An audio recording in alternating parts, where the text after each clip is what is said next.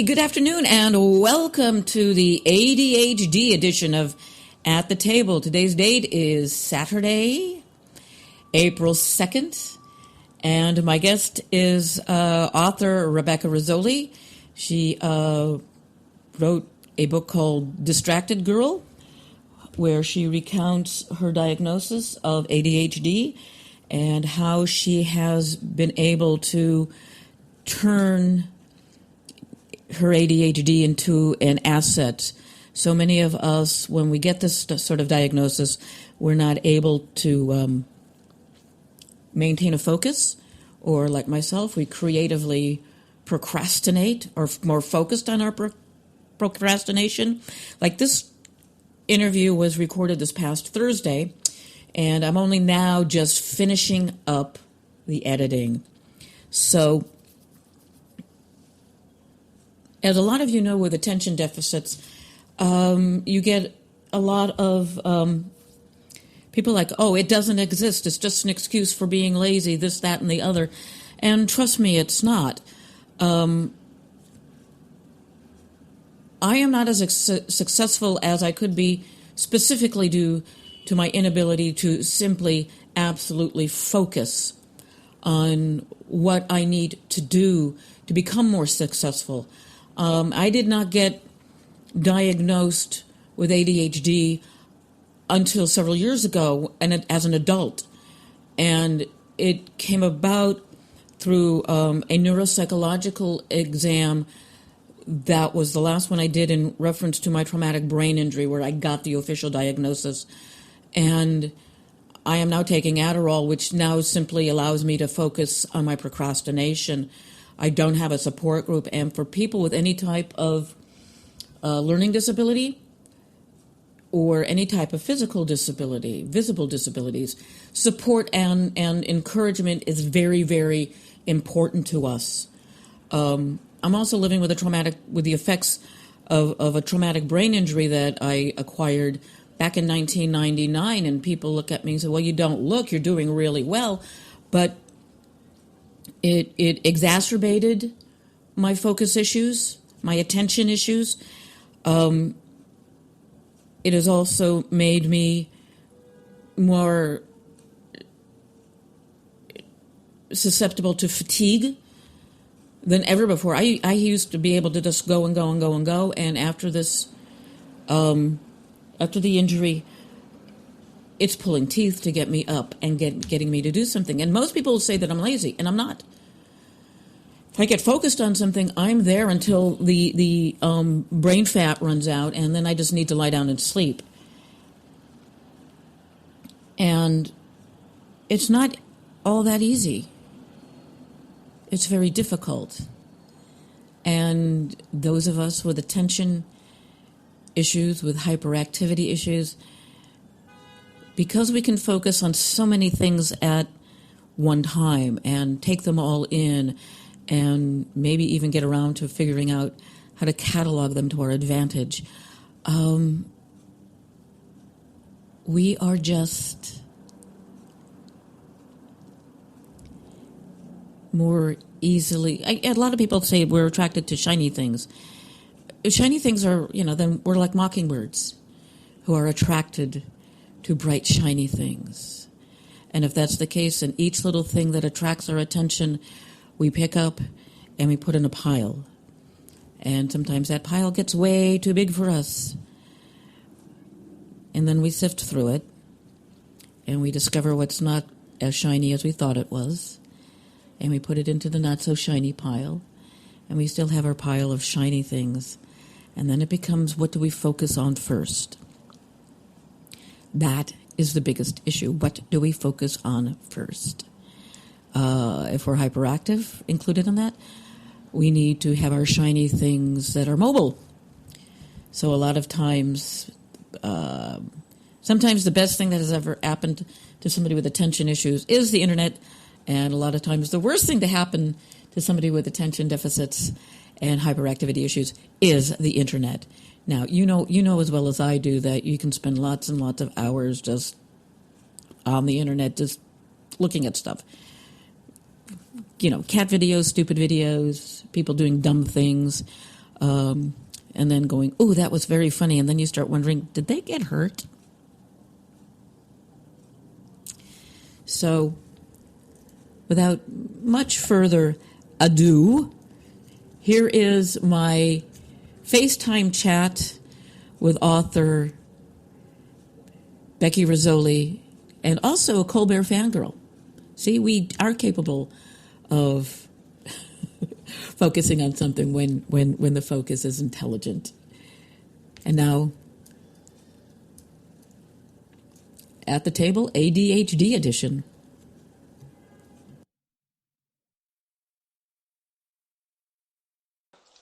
Hey, this is way cool. I am actually recording this in a program called Audacity, and it's voice activated, so you don't have to worry about a lot of dead air. Well, nice to finally meet you. Nice to meet you, fellow Colbert fangirl. Yes. And ADHD. I wasn't worried because I also have ADHD because I'm not. I was fixing dinner, so it works that way. You know, it's the way it works. So welcome to your first FaceTime. Thank you. And first of all, I want to welcome you to At the Table. You're actually, had this been been Saturday at 6:00 Pacific Eastern, you would have been my first live show since the contract ended for the job that I do. So to start things off, you are Becky Rizzoli, and you are an author, and you are the author of... It's called Distracted Girl. It's a memoir about my experience growing up with ADHD. And I'm actually in the process of rewriting it as a series of books for children and young adults. It'll be Distracted Little Girl, Distracted Middle School Girl, Distracted High School Girl, and Distracted College Girl. Yeah. And each book is going to be written at the grade reading level of the age group that I was at the time. Oh, very, very cool, because I remember growing up, when I was in school, I am so old, ADHD and ADD didn't, in hyperactivity were not words in the vocabulary. You know, boys were always, messing around and being distracted, and girls, were just ignored. Right. It was always the boys that were more susceptible to distractibility and stuff. Yes, even now. And that caused a great deal of difficulty in my life. Not having that type of a support network, or people not realizing that she's a little hyperactive and she's not on drugs. When I was in 6th grade, we were shown a movie about amphetamines, and afterwards, one of my friends came up to me and she asked if I was speeding, and I said no. So after that movie, she recognized there was an issue that may have been drug related, but my teachers never noticed it, or if they did, they ignored it. So I'm really thrilled that you're doing this, because it's really still an issue where adult women, young women, and girls it's still not a recognizable thing.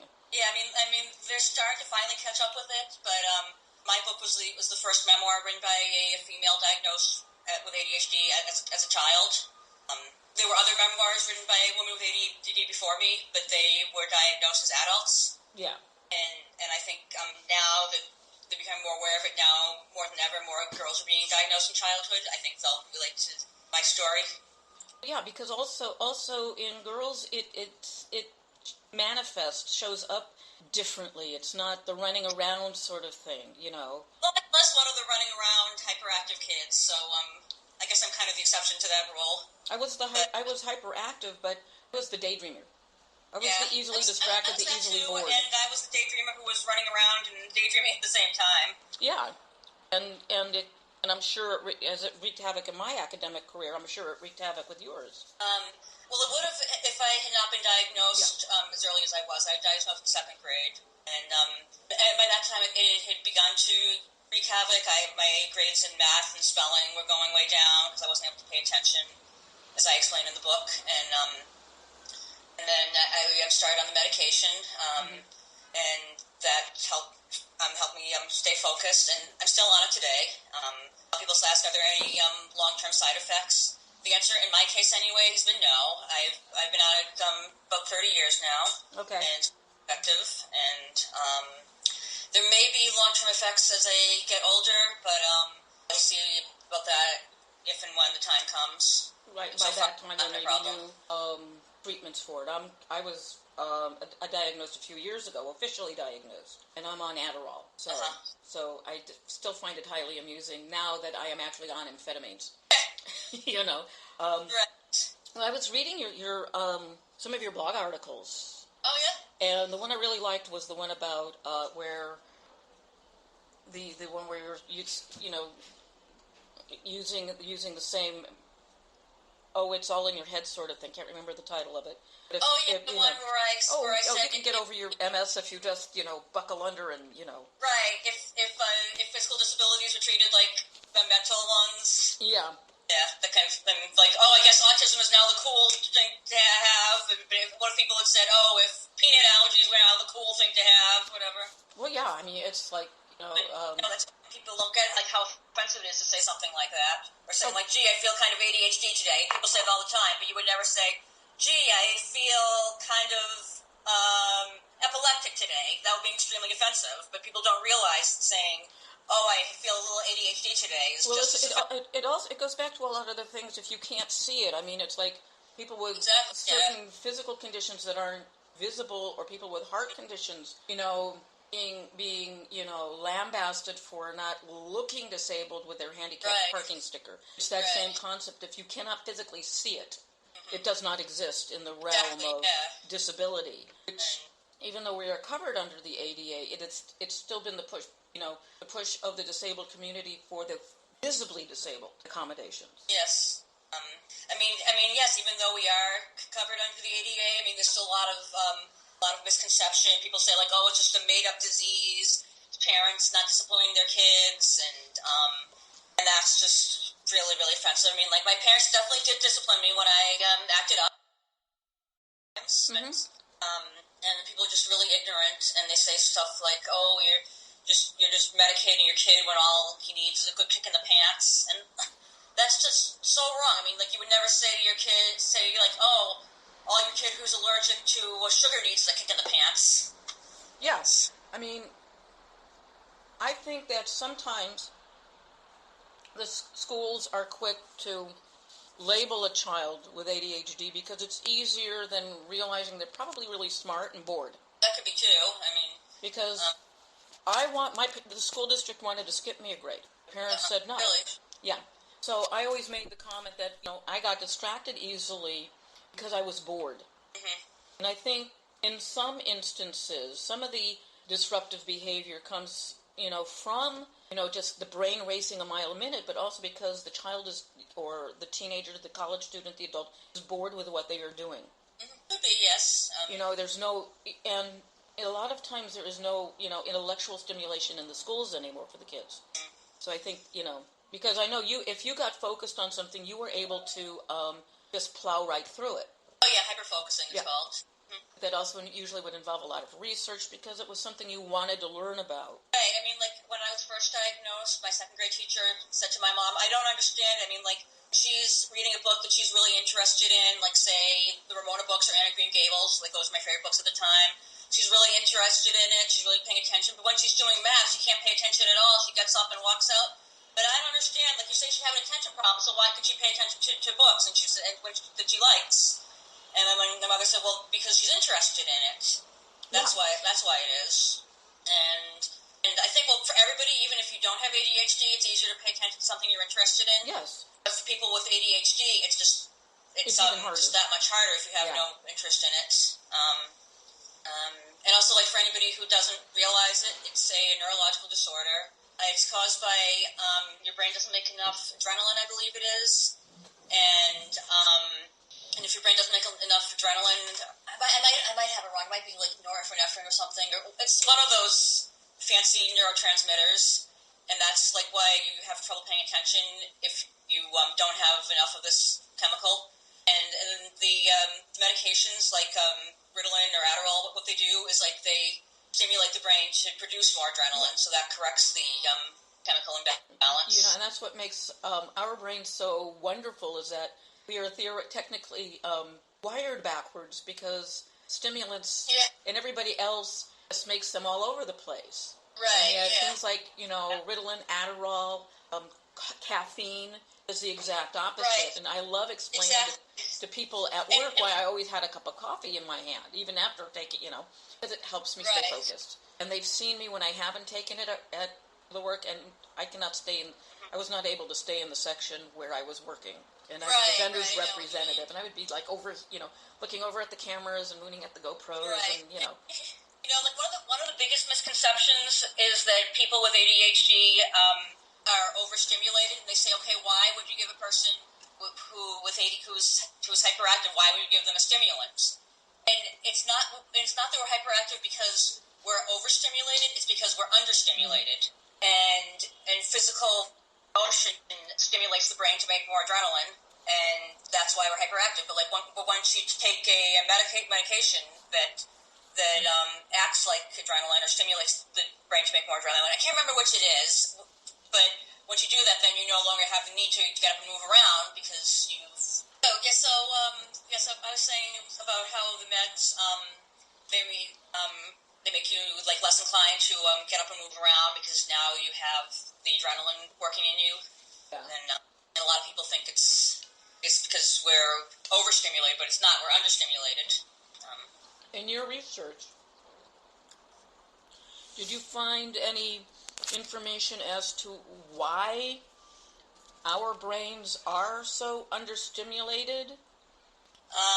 I guess it's just genetic. I mean, I don't know. I mean, my book's, it's a memoir. It's my story. It's not research of the biology of ADHD. Right. Oh, okay. Yeah. I mean, if you wanted to learn more about that, I'd recommend any of the books by Dr. Ned Hallowell, Driven to Distraction, or any of his other books.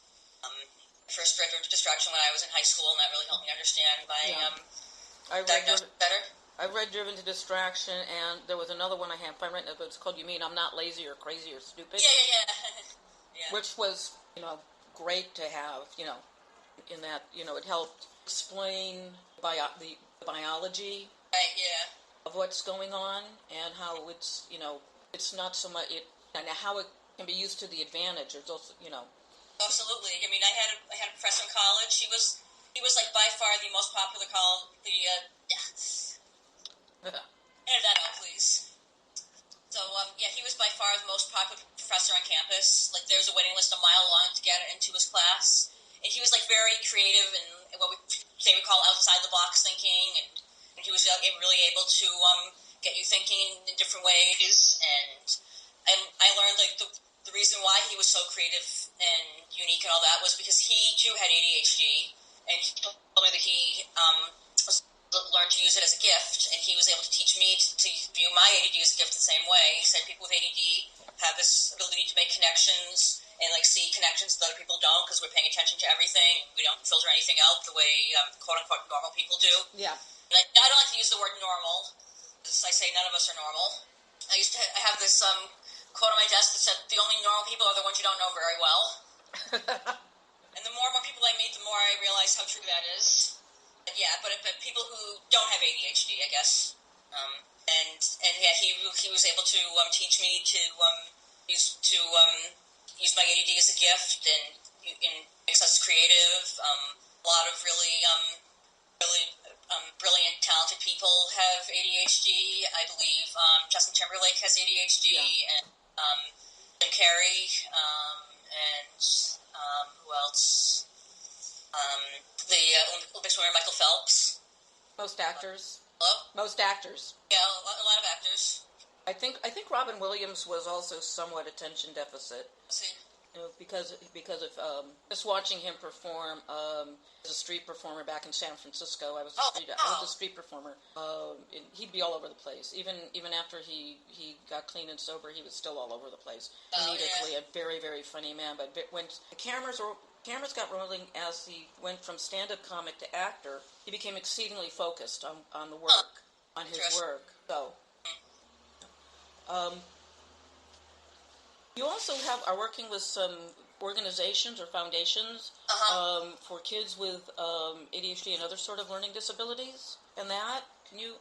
Well, I work for the Federation for Children with Special Needs. It's a nonprofit located in Boston. I've worked there since 2002.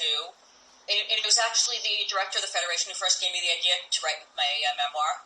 And through the Federation, I also present this workshop called Achieving Dreams, where I talk about self-determination and self-advocacy and tell a little about my story about how I've come to achieve my dream. Because I've always dreamed of being a writer, even when I was really little. That's something I always wanted to do. And after the director of the Federation told me that, oh, maybe you might want to consider doing that, it was like really great to hear that someone else thought that I could do it, that I have a story worth being told. So I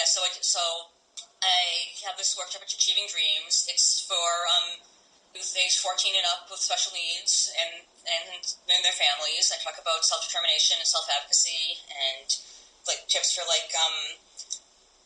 planning a career, and about how to disclose that you have disability. I talk about the accommodations that you can receive with the Americans with Disabilities Act. So I do that, and I really enjoy that. Oh, and I also give several examples of celebrities with disabilities, and the kids really like that part. And then I have an interactive activity where they write down their strengths, their hobbies, their interests, things they need help with, and they use that information to try to think about what kind of career they might like to do. I do that, and I do a lot of outreach with youth disabilities in my job. I'm a mentor with this group called Partners for Youth with Disabilities, which is it's kind of like Big Brother Big Sister, only for people with disabilities. And I'm also on this planning committee for a Youth Leadership Forum, which is this 3-day conference for high school students with disabilities who are transitioning to adulthood, and you can attend twice, once when you're going into your junior year, once when you're going into once when you're going into your senior year in high school, and once after you graduated. So people who just their junior year or senior year, because it's during the summer, and then after you've attended a couple times, then you can be what they call a peer leader, and that's someone who's graduated high school and has had experience either in college or working, and they have several workshops throughout these three days, and it's at a university in Massachusetts, so they may actually stay in the dorm, so they get to experience what it's like to live on campus. Are all these programs nationwide, or are they specific to the Massachusetts area? Well, the one I'm doing is specific to Massachusetts, but most states, I don't know about all states, but many states have a YLF, Youth Leadership Forum. I believe it started in California sometime in the 1990s. But yeah, I encourage anyone who's interested to look up Youth Leadership Forum and see if there's one in your state. Met a lot of really great people there, both youth and adults, and I'm doing it again this coming summer. Just had a meeting for that today, as a matter of fact. Oh, cool. Before or after we are. It was earlier today when I was at work. So in working with the special needs kids, how do they respond to your presentations, to letting them know that there is possibility, when even a lot of times, even when I hear stories about kids with special needs, it's usually kind of isn't that adorable sort of thing? It's not really inspiring. Yeah, it just seems like it's more about the person who's helping them than about the saw a few weeks ago, there was a skit on Saturday Night Live where they were saying this wrestling coach he let this guy win because he's a total loser, and what a lot of people didn't know is that was a spoof on an actual story. Down syndrome win, and it was all about look at this wonderful person who let this kid with Down syndrome win. It's okay, what do you say about the kid with Down syndrome? You're saying he's a total loser. They wouldn't have. Not that he's a total loser. It's just that he's not good enough. Exactly. Yes. And I have a cousin who has Down syndrome, and when he was bar mitzvahed, he was able to learn Hebrew so well that he was able to portions, which is not the easiest thing in the world because I could barely read mine in Hebrew. So it's, and I've worked with people theatrically that have disabilities, and they were more able-bodied than some of the people wearing 40 pounds worth of Renaissance clothing. So what is a disability? It's like what, the thing in Ray Charles's mother said. It's only a disability if you think it is. And I think it's great that you're presenting special needs kids with the fact that they're the ones that have to decide what is going to get in their way. Right. Like one thing I always say is that is I say, like, yes, I have a disability, and I'm not going to pretend that I don't. I'm going to acknowledge that I have it. But at the same time, I realize that I'm so much more than a disability. Yes, I have weaknesses, but I also have strengths, and I'm not going to let the fact that I have weaknesses, that I have disabilities, keep me from pursuing my strengths, and I'll try to use my strengths to compensate for my weakness. And one thing you mentioned that you're a theater person. Have you ever seen the play Wicked? Yes, I love Wicked. Yeah, so one thing I always do is I quote the song Defying Gravity, where it says, I'm through accepting limits because someone says they're so. Some things I cannot change, but till I try, I'll never know. And I tell the youth, that's exactly what I think self-determination is all about. Realize that, yes, there are some things I cannot change, but till I try, I'll never know. And there are some things that I'm not going to be able to do, but that's not going to stop me from trying. And sometimes I find that I'm actually able to overcome the obstacles, and sometimes I find I'm not. And that doesn't make me a failure. The point is that I tried. And as many have said, the only real failure is the failure to try. And that's the only way you're going to know is to try. Pull your sheets up and see where it goes, and if you have to left them for a while, and understand that, to use sailing metaphors, when you, from Lower Manhattan to Staten Island, the ferries don't go in a straight line, because they can't, because of the currents. What they do is, all ships that need to go from point A to point B, even on the ocean, they do what's called tacking, which is a zigzag. Right. Because they have to keep making adjustments for winds and currents. Right. Even motor-powered ships have to do that. So you just keep making your little course corrections until you get to that port of call. It may not be the one you actually started out for. Right. That's the joy of the adventure, And I mentioned earlier that I talk about celebrities' disability. You'll appreciate this. I know you're a fan of Stephen Colbert. He was born with perfect hearing, but then he became deaf in 1 year because he had to have a tumor removed. And he originally wanted to was a marine biologist. Then he couldn't go underwater, so then he thought, oh, well, I got to find something else I'm good at and that I like doing. And he thought, well, I like making people laugh. And then I tell people, just think, if you next time you think nothing good could come out of the disability, just think, if it hadn't been for disability, if he hadn't gone deaf in 1 year, then we might not have had one of the world's greatest comedians. Yeah, my father was a chemist. He worked at the Lawrence Livermore Labs, and I wanted to be a scientist. I wanted to be a chemist just like him, but I am learning disabled in mathematics. Right. So it was like, acting. Because I also really enjoyed that, doing that, and that's, what I've been doing. Mm-hmm. Not making any money at it, but that's what I've been doing. Yeah, like you're doing something that you love.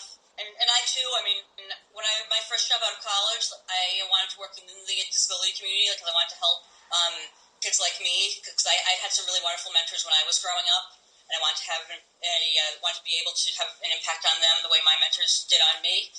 So my first job out of college, I worked at a school for the blind, and I was working with the preschool and kindergarten kids, and a lot of these kids were just learning how to walk with their canes. And because of my own ADHD, I wasn't able to pay attention. They were learning to walk, and they would trip and fall and get hurt. And I realized, okay, this is not a good fit for me. And my parents actually strongly counseled me to not take that job. And I probably should have listened to them, but of course, being that stubborn 23-year-old, I think all 23-year-olds are at this phase when they think, oh, I graduated college, I can do anything, I'm not going to listen to anybody else. Do you think that obstinacy is also a part of the ADHD personality? Because we are very determined, and what is obstinacy but determination taken to an unhealthy extreme? Yes. But then what I always say to parents when I'm doing my workshops, I say, but the one thing that they did not do is they did not say, no, don't apply for that job. You can't do that. I won't. I will disown you as my daughter if you do that or anything like that. And that's what I tell the parents is that, you have to let your son or your daughter guide the process. You can't guide it for them. And yes, they might make mistakes, but that's the only way they're going to learn. Who knows? I might have found out that I was able to do the work after all. And yeah, you just don't know if you don't attempt it. Right, and that's when I said, as many others have said, okay, So what I want to do, I want to work with the special needs community. So I ended up working for the Federation, which is an advocacy group for parents and youth with disabilities. And now I'm still working with the same population, but in a very different way, in a very different type of people. Is the Federation national, or is it? Sorry for interrupting. Is the Federation a national organization? It is statewide, but it's actually an umbrella organization of several different projects. Okay. I actually work for two different projects at the moment.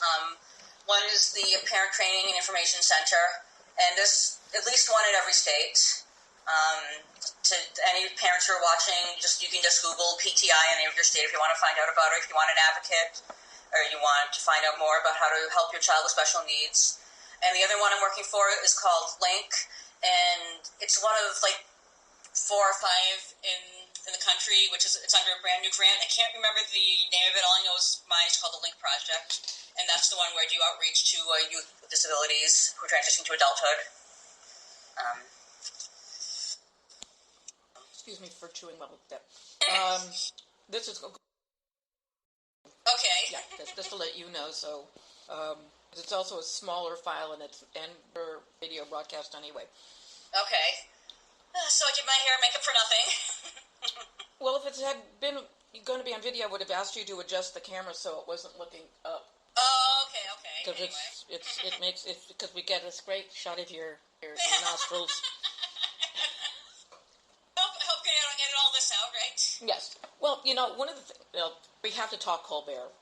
Of course, yes. I think part of the fun that's not going to be on there, but yes, I think part of the fun of the. It might be a good part to put on there to talk about how he is. I think part of the fun of the Late Show is the fact it is so attention deficit. What? The Late Show. Yeah. I don't believe he has ADHD. No, but I think some of his writers do. Yeah. I think some of the stuff they come up with is result of both drugs and ADHD. Really interesting. You come up with things like cartoon Donald Trump. I haven't seen last night's show yet. So. Oh, okay. And but I saw the clips that you and others posted, so I saw it. But I didn't watch them. I just saw them on my timeline. So. The Power for Hungry Games, I think, is just inspired. It's but there's his desk stuff. Yeah. While it segues into a topic, it still seems like there's that's shiny. Right. Yeah. That's shiny. Yeah. Oh, the Bertie Sanders, that's shiny. Oh my God, that was so funny. The whole thing with the tambourines. Yeah. Somebody made a lot of money on those tambourines at Bojan or somebody like that. Yeah. I think that's one reason why people like you and I are so drawn to Colbert, because it's outside the box humor really appeals to people like us. It's deeply weird humor. You have to go all the way back to Exit 57 to really understand the humor that comes out of that man's head. Yes. Because and now, ladies and gentlemen, for a digression, have you seen the? That's people ADD do, right? Yeah. Have you seen any of the Exit 57 videos on YouTube? I've seen all of them. For a while, every single episode was on there, but they all were taken down, unfortunately. But I did get to see all of them before they were taken down. So. There's a lot of deeply weird there. Yes. And I think there's also sometimes some callbacks. That I know there's callbacks to Strangers with Candy. Yeah. But it's always fascinating what what comes up out of the minds of the writers, and Colbert's a writer for the show himself, although not a writer. And all the writers from the Late Show, they were all on the Colbert Report too. Right. So Yeah. He's got some new writers though. He's got some that So it's always fascinating watching a hyper-focused brain at work. Yes. ADHD or not, And I think. But it's like going back to my thinking about what's happening in schools today. I also think that because the kids don't get outside and play, they're also because there's nowhere for that energy to be expended. Right. There's more diagnosis. I believe they still have recess. I mean, I hope they do anyway. Some schools don't. It's like you're in school all day because they don't want you going outside, because going outside they don't want they can't control you outside. Ugh, that's. No physical education because, because it's unless you play sports, and then it's okay. Then you get excused from school. But it's just making it worse. Exactly, because again, kids when they, when kids can't get up out and go outside and play, that energy that kinetic energy has to go somewhere. Right, and even kids who don't have ADHD still have a shorter attention span than adults. That's what I'm saying, and I think that's what I'm saying, and I think this explosion of ADHD, I think it has to, I think some kids are legitimately being diagnosed. I also think there's a lot of kids in school that are being medicated because they're too smart, and medicating them makes them as mediocre as the kid sitting next to them. Could be, yeah. Because, we tend to be more inquisitive because we want those answers. Yeah. If you're asking enough questions, the teacher decides you're disruptive and you've got attention issues, and you get sent to the nurse, and she says, "Oh, look, you have ADHD. Here, we're going to give a prescription to your parents and force you to medicate." Well, I believe the school nurse is not allowed to make the diagnosis. I think only an MD can do that, the neurologist. If there is a school nurse on campus. Mm-hmm. Wow. Yeah, it's ridiculous the pressure these kids are on nowadays. I mean, like, my 3-year-old niece and 5-year-old nephew have homework in preschool. It's ridiculous. Like I said, it's like you're not allowed to, it's like, it wasn't until perhaps the early mid-20th century where children were allowed to be children rather than being treated as miniature adults. True, yeah. And now it seems like we have gone back to treating kids as miniature adults. You're ready to take on your responsibilities, and Yeah, it's all about trying to keep up with China or whatever. But it's all about getting into the best preschools. It's all about getting into the best preschools. You now have waiting lists for preschools because if you get into this preschool, you can get into this kindergarten. You get into this kindergarten, you can get into this school, and it's all about the best.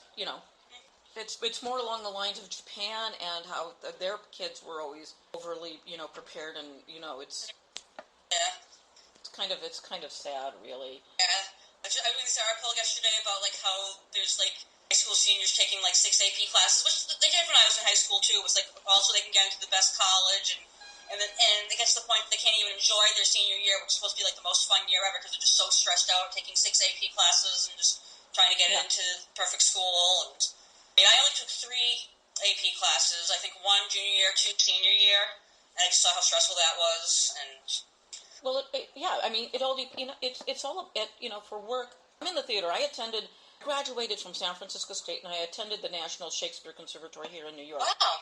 And I still can't get on stage at Shakespeare in the Park because I didn't go to NYU. Oh.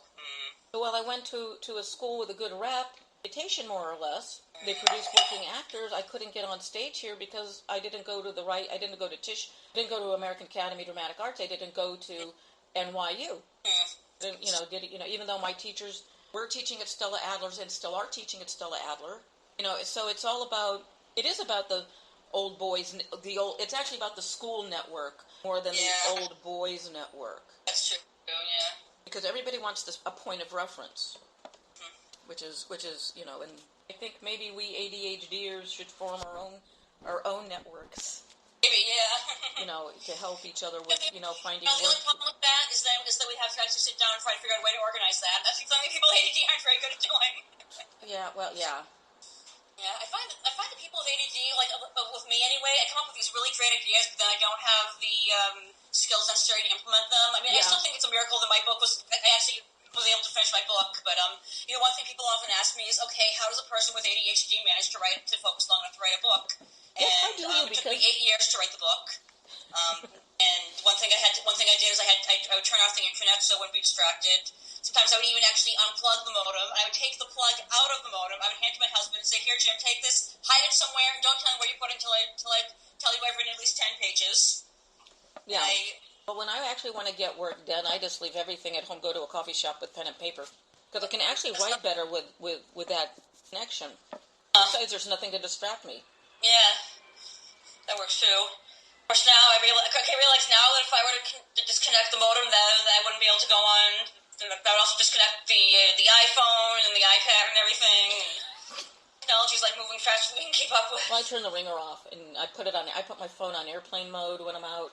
My iPad only connects, when there's Wi-Fi around. And the coffee shop here near where I live, that they have Wi-Fi, but you can't connect to it, so it's great to go do your homework. You don't have any. Right. Yeah. Yeah, I find like the iPad is actually a big help where I can like set up reminders and notes, and I have everything all in one. Like the part of my ADHD brain that was missing all along. But yeah, definitely having only on Wi-Fi and not having the what's it called 4G LTE, whatever it's called. Well, I use mind maps to organize my brain because I've never been able to think in a linear fashion. Yeah. So I can start with my central idea, and then I can build around it. Huh. And it's a lot easier than saying, doing linear nodes. Huh. Because it just organizes my brain better, and use colors and drawings and all sorts of stuff.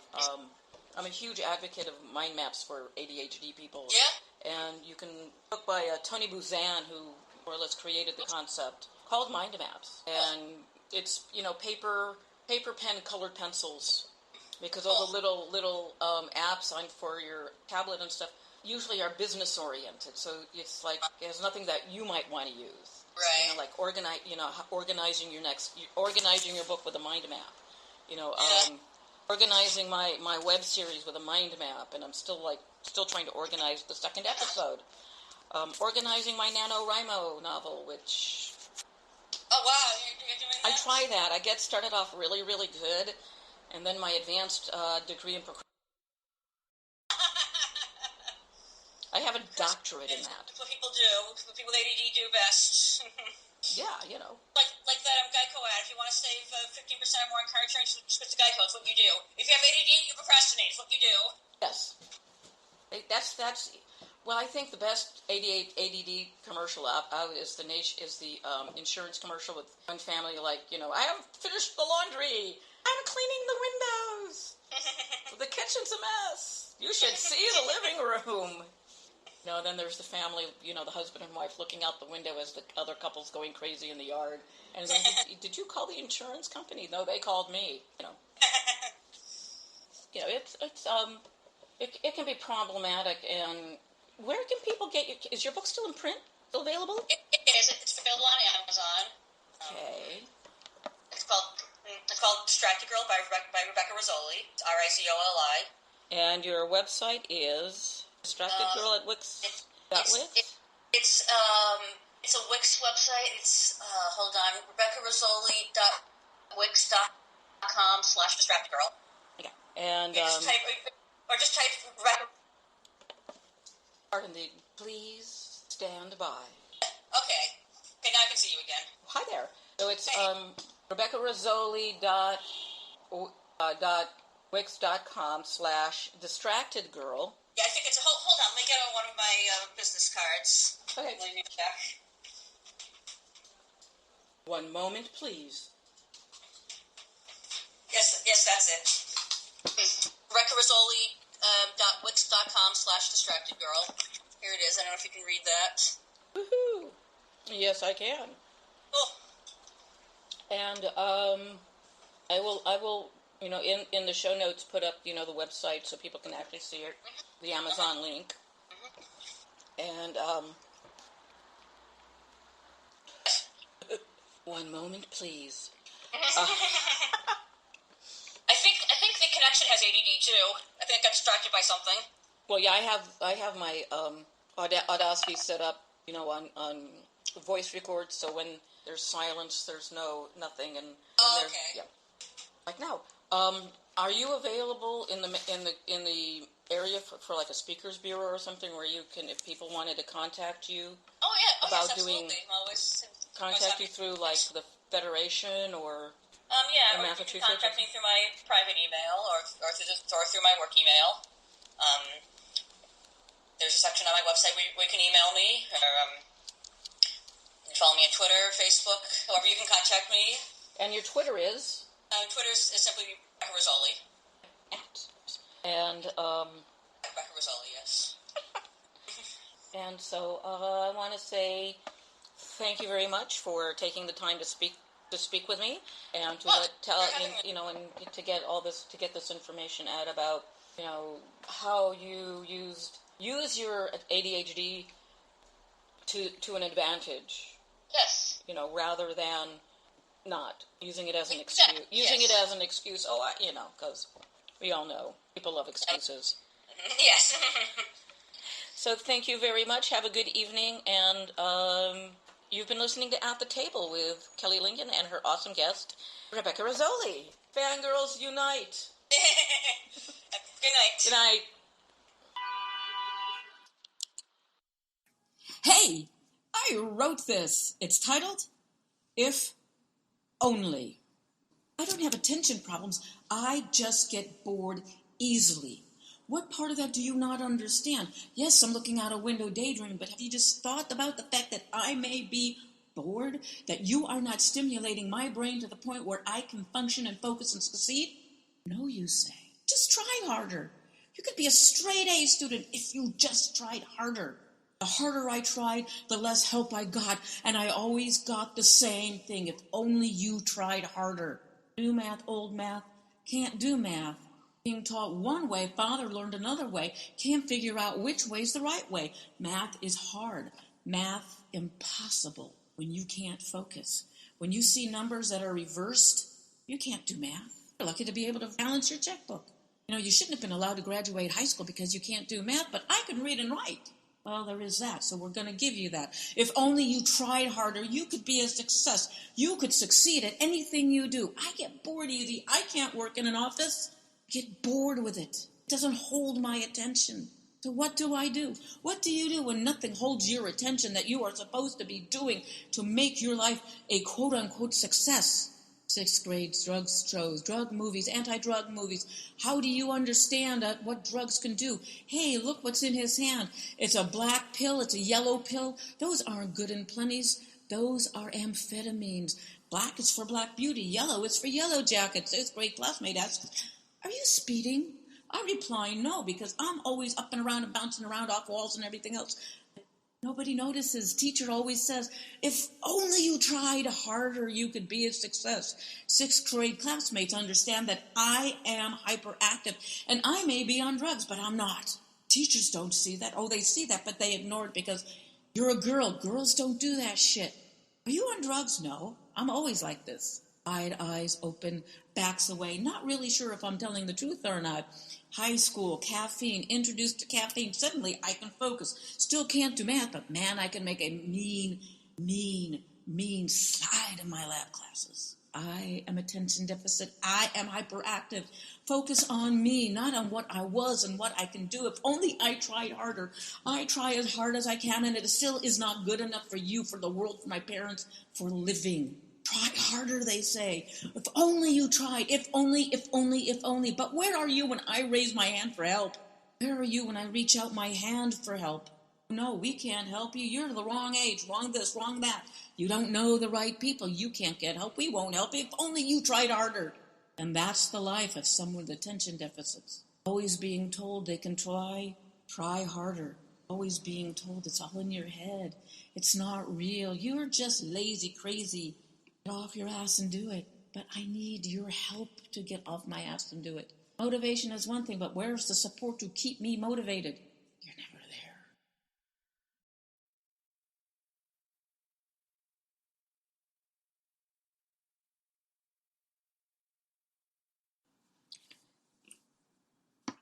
You've been listening to At the Table, ADHD edition.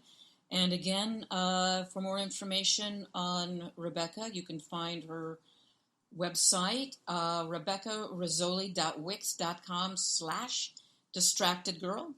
You can find her book, Distracted Girl, on Amazon.com. You can follow her on the Twitters at RebeccaRizzoli.com. No .com on that. I'm just in my head brain lock cycle. And you can follow me on the Twitters, ATT Show, and on Facebook, Masterless Men. That's me. And before we go, I'd like to do a shout out to the good folks at Unity Networks, who keep us up and running.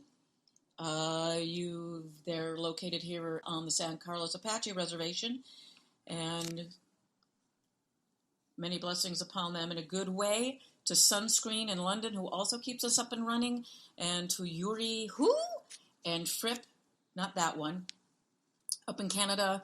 We are a worldwide venture here.